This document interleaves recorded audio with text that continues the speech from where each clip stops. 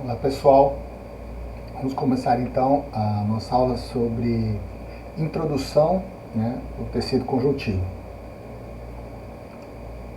Bom, o tecido conjuntivo, ele tem como principal função, tanto o estabelecimento como também a manutenção, da forma do corpo, e essa característica de estabelecer, a manutenção, determinar a manutenção e a forma, de manter essa forma, está associado com o principal componente que o caracteriza, que é a matriz extracelular.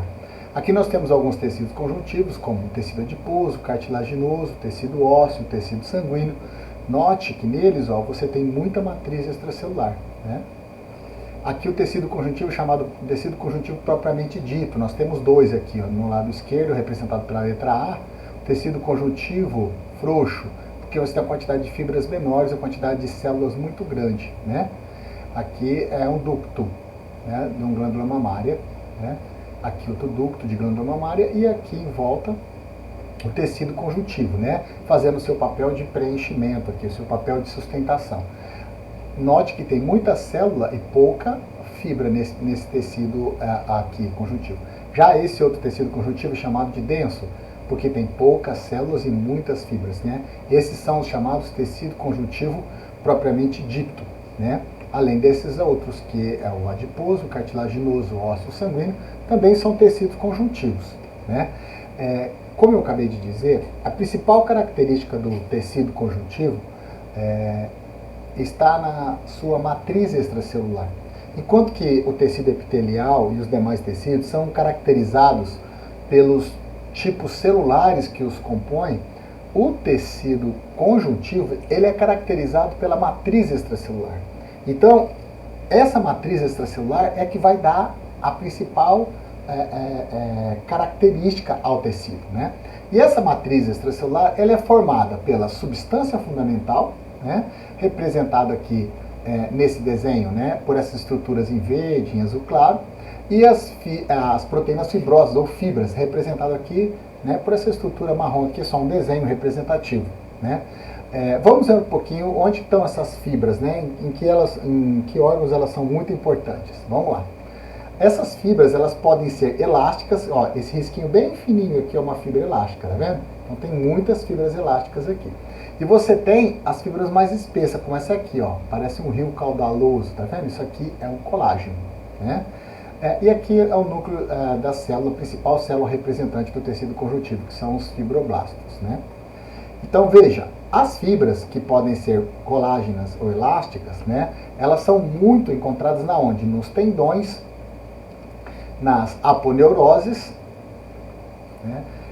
nas cápsulas de órgãos, no caso aqui no renal, nas meninges, que são as membranas que revestem o sistema nervoso central, que ele está mostrando dura mater, aracnoide e pia mater, nas trabéculas, temos aqui a trabécula, no osso, e no estroma, que é esse tecido de preenchimento aqui. O estroma é o tecido de preenchimento aqui, tá vendo? Que vai dar a forma, vai dar a estrutura do órgão, Nesse caso aqui frouxo, nesse caso aqui denso. Frouxo ou denso a gente vai estudar melhor nas aulas práticas. Por enquanto, só entender que eles compõem o estroma, a estrutura, do órgão que vai dar a sua forma e vai determinar a sua forma, a sua estrutura, a sua rigidez. E as fibras elásticas, aqui estão de novo fibras elásticas, a mais espessa colágena, a mais fininha a elástica. Aqui eu só estou apontando as elásticas, porque elas estão muito associadas à elasticidade e à resistência. A própria elasticidade em si confere resistência, porque o que é flexível é mais difícil de romper do que aquilo que é rígido.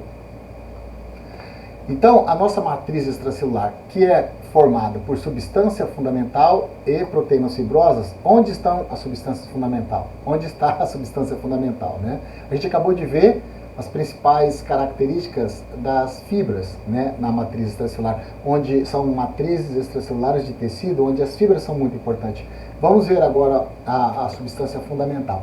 Veja, de novo nós temos aqui as fibras elásticas, aqui não dá para ver colágenos, mas essa substância esbranquiçada no fundo é o que a gente chama de substância fundamental.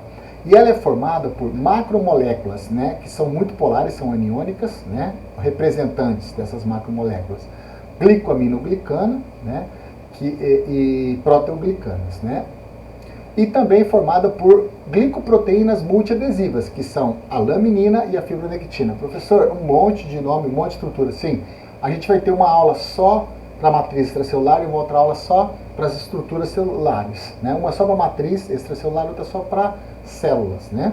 Então, por isso eu vou apenas citar os nomes aqui, né? Então, você tem a substância fundamental, formada por macromoléculas aniônicas e glicoproteínas multiadesivas, que se prendem a proteínas chamadas de integrinas, que podem estar, ou geralmente estão, na membrana das células, presas ao citoesqueleto da célula, né? Então, a substância fundamental, né, aqui representado por esse desenho, em verde e em azul, né, e as proteínas fibrosas em conjunto vão formar o quê? Vão ser responsáveis principalmente pela força têncil e pela rigidez do tecido. Mas não é só disso que vive a matriz extracelular, ou seja, a matriz extracelular ela não serve só para isso, só para conferir essas características de rigidez e resistência e elasticidade do tecido. Elas também funcionam como uma fonte de reserva para quê? Para fatores de crescimento que vão determinar comportamento do tecido. A gente vai ver mais para frente, por exemplo, quando você tem uma lesão e você precisa fazer uma cicatrização, esses fatores de crescimento são muito importantes para o processo de cicatrização, certo? E ali na matriz extracelular também é um meio de troca, né? Onde os nutrientes que vão para a célula, ou os catabólitos, né, que a célula já metabolizou e precisa se livrar deles, vão ter que passar pela matriz extracelular, né?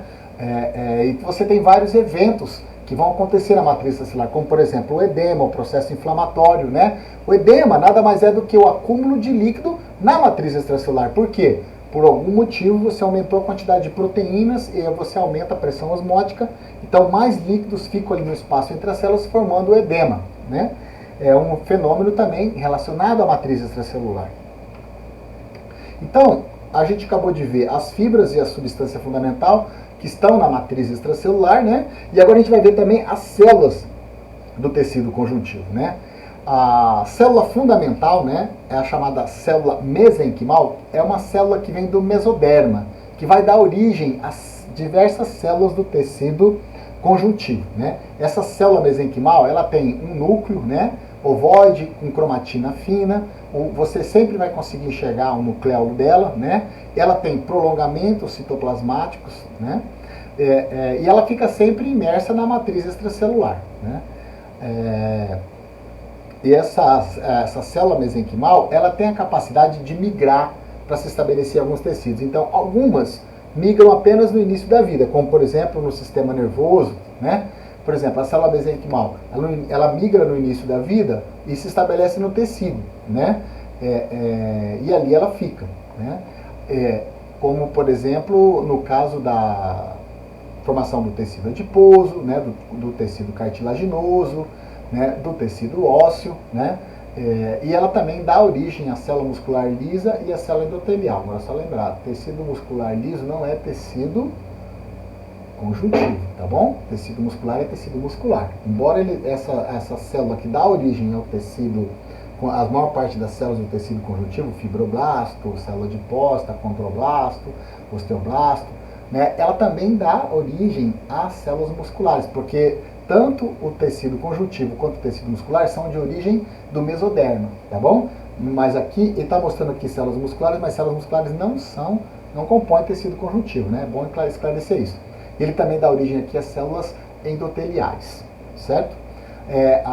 Além da célula mesenquimal, que dá origem às células do tecido conjuntivo, existe outro tipo de célula que também dá origem às células do tecido conjuntivo, que são as células que derivam da medula óssea, né? Então você tem aqui, ó, do mastócito até o macrófago aqui, né, esse primeiro macrófago, são células do sangue que estão relacionadas com a defesa do organismo. A gente vai tratar delas numa aula só sobre as células sanguíneas.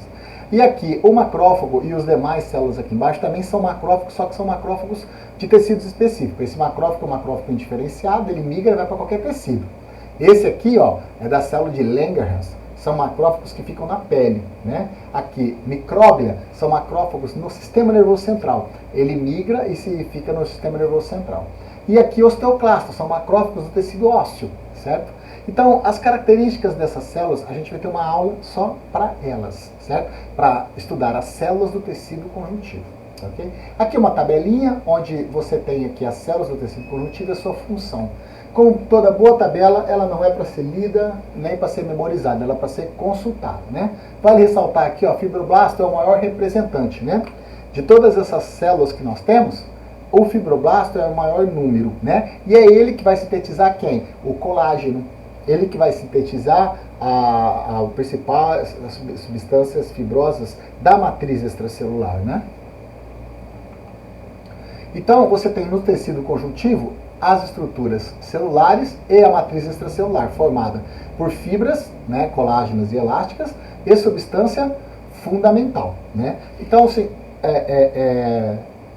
as próximas duas aulas de tecido conjuntivo será uma dedicada às células e a outra dedicada às fibras celulares. Eu vou gravar vídeos sobre as células, separando-as por grupos, né? Então o próximo vídeo é sobre a principal célula do tecido conjuntivo, que são os fibroblastos. Depois eu separo por grupos e assim eu faço vídeos mais curtos. Introdução é isso aqui.